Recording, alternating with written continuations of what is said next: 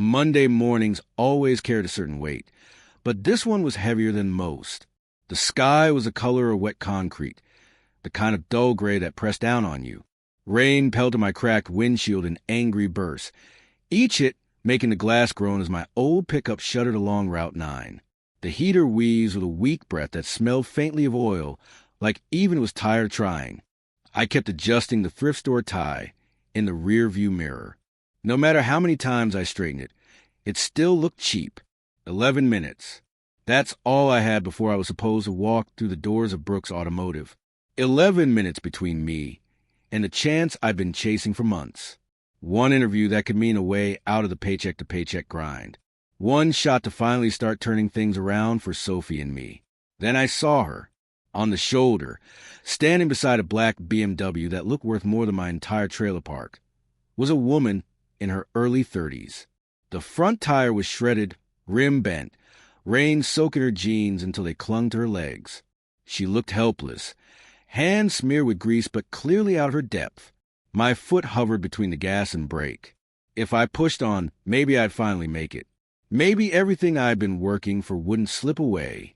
But then my dad's voice came back, as loud and steady as the day he taught me to fix my first engine. Son, you help folks when they need it. Doesn't matter who they are. I sighed, pulled over, and killed the engine. For a moment I sat gripping the wheel, rain drumming so hard I could barely see. Then I grabbed my father's old toolbox, the one that still smelled faintly of his aftershave, and stepped into the storm. The gravel crunched under my boots as I approached. She turned, eyes wide, rain streaking strands of hair across her face. Relief softened her expression, and she gave me the kind of smile you don't fake when you're stranded. Car trouble? I asked, crouching by the ruined tire. Yeah, she admitted, her voice carrying an East Coast smoothness you didn't hear much in Indiana. 1 second I was driving. The next I was spinning into the shoulder. Triple-A says it could be hours. Her name came after a pause. Amy Johnson. I set to work loosening the lug nuts, muscle memory guiding me just as my father had taught when I was barely tall enough to hold a wrench.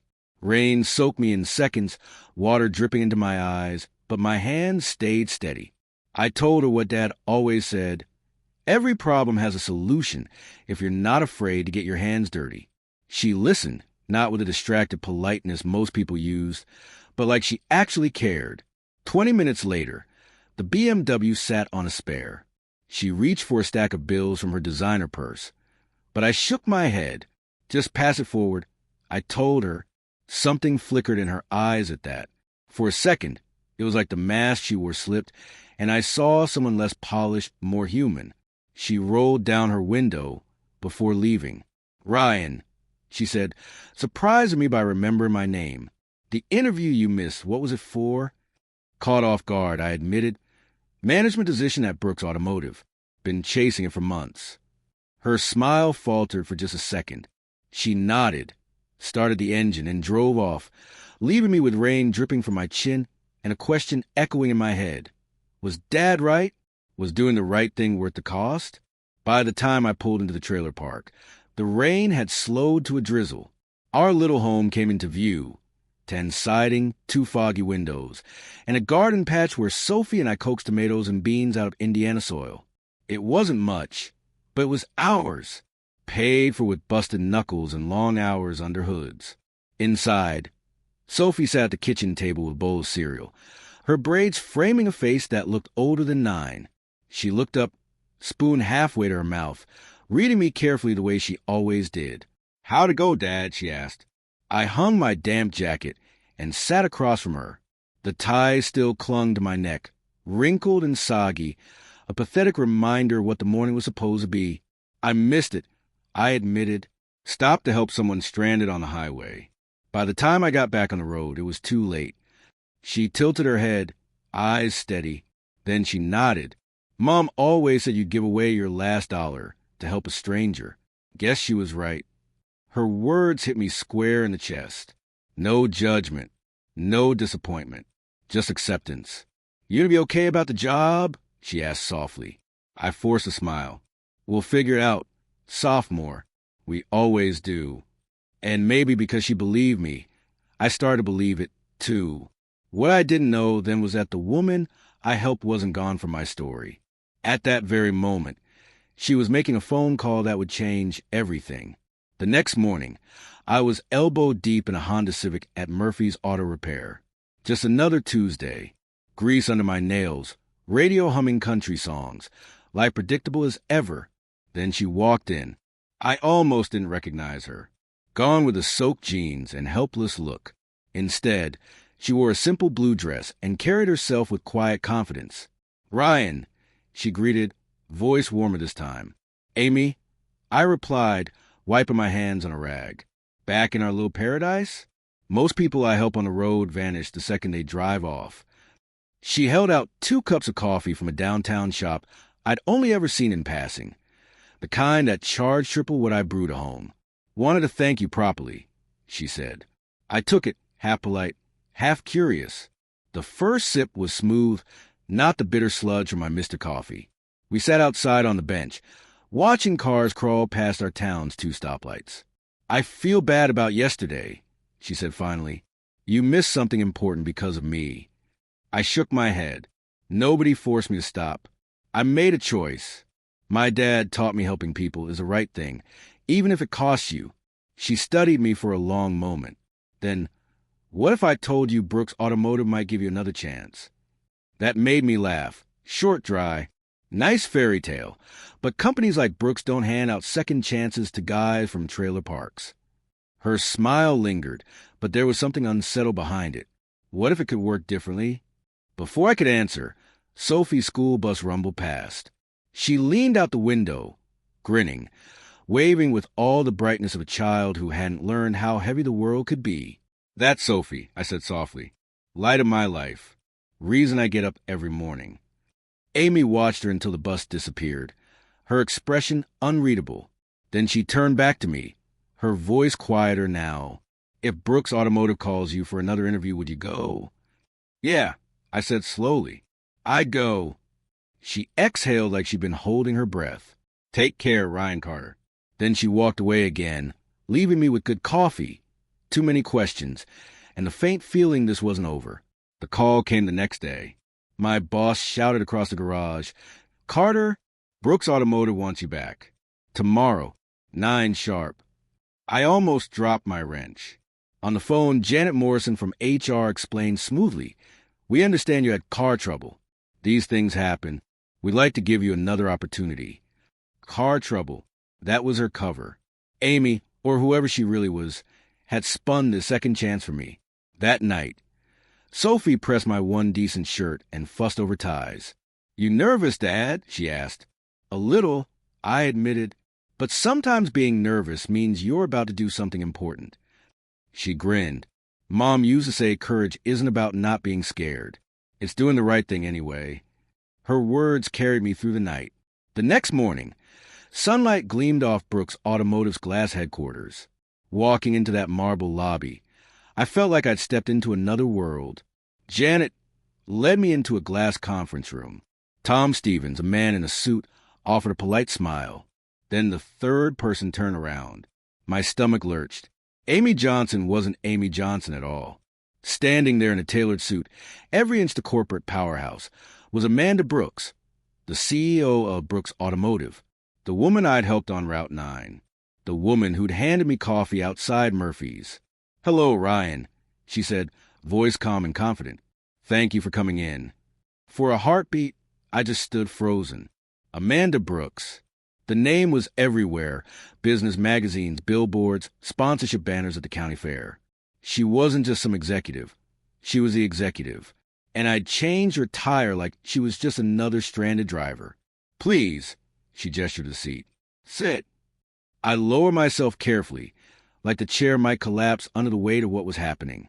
My palms were slick, but I kept my shoulders square. "You're probably wondering why I didn't tell you who I was," Amanda began.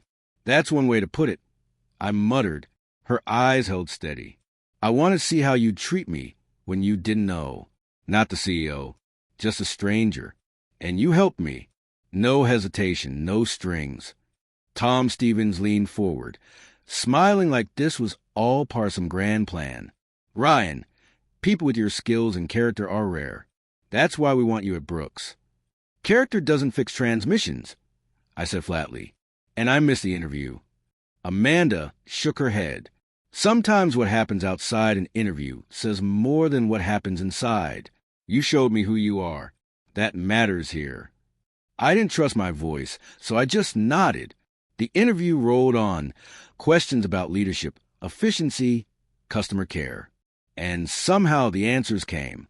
Every late night, every busted knuckle, every time I'd stretch $1 to feed Sophie, it all bled into my words. Not rehearsed, just real. When it ended, Amanda stood and extended her hand. We'll be in touch soon. But something in her eyes told me she already knew. 2 weeks later, I was walking Sophie home from school when my phone buzzed. Unknown number. Mr. Carter, a crisp voice said, "This is Amanda Brooks. I'd like you to come to the plant tomorrow morning." Something's happened. The next morning, the Brooks plant was chaos. Machines down, workers idle, supervisors shouting over one another. A critical piece of machinery had failed, halting production on a major order. Every minute lost meant thousands down the drain. Amanda was already there, sleeves rolled up, her usual calm replaced with urgency. She spotted me through the crowd. "Ryan," she called, "can you take a look?" Dozens of heads turned, some skeptical, some curious. I pushed through, crouched by the deadline. One whiff of burned wiring told me it wasn't a simple breakdown. Half the supervisors had been poking at it for hours, but they were treating symptoms, not the disease. Tools in hand, I started pulling panels. My father's voice echoed again. Every problem has a solution if you're not afraid to get your hands dirty. Minutes bled into hours. Sweat dripped into my eyes, my shirt clung to me, but slowly the machine's guts revealed their secret. A shorted control board, hidden deep where no one thought to look. I rigged a bypass, reset the system, and with a groan like it was waking from a bad dream, the machine roared back to life. Belt spun, presses slammed, workers cheered. Amanda's eyes found mine across the floor, bright with relief. She didn't say a word, just mouthed, "Thank you." That night, she called again. "You saved us today," she said. "Not just a machine. The order, the client, hundreds of jobs. I want you on my team. Ryan, permanently. Management position. Full benefits. Your daughter's future secured." Her words hung heavy.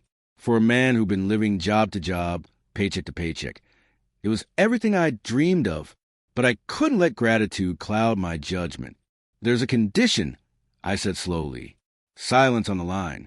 "Go on. If I work for you, I do it my way. Honesty. Fairness. I don't play games. And I don't forget the people turning the wrenches while executives sit in offices.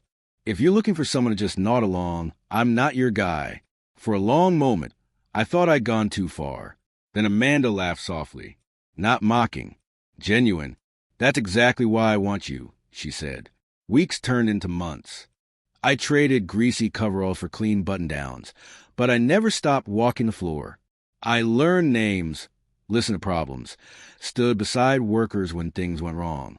Slowly, skepticism turned to respect. And Amanda, she became more than just a boss. Sometimes she'd join me on the floor, asking questions, watching how things really worked. Sometimes she came by our trailer park, not with pity, but with curiosity, sitting at our kitchen table, listening to Sophie talk about school. Sophie adored her, called her Miss Amanda with shy affection, always saving the biggest smile when she showed up. One evening, as we all sat in the garden patch eating tomatoes straight from the vine, Sophie asked a question I'd been avoiding. "Miss Amanda, are you going to be around for a long time?" Amanda glanced at me, then back at Sophie. "If your dad will let me." My chest tightened. I'd lost before. I knew what it was to watch someone walk away. But looking at Amanda, strong, stubborn, unexpectedly human, I realized maybe some risks were worth taking. A year later, the plant was thriving. Morale was higher than ever. Workers trusted management again. And me, I was no longer just surviving. I was building something lasting for Sophie, for for myself, and maybe for Amanda, too. It all started with one choice. One rain-soaked morning on Route 9. One moment where I could have driven past, but didn't. My father had been right all along. Doing the right thing doesn't always pay you back right away. But when it does, it changes everything.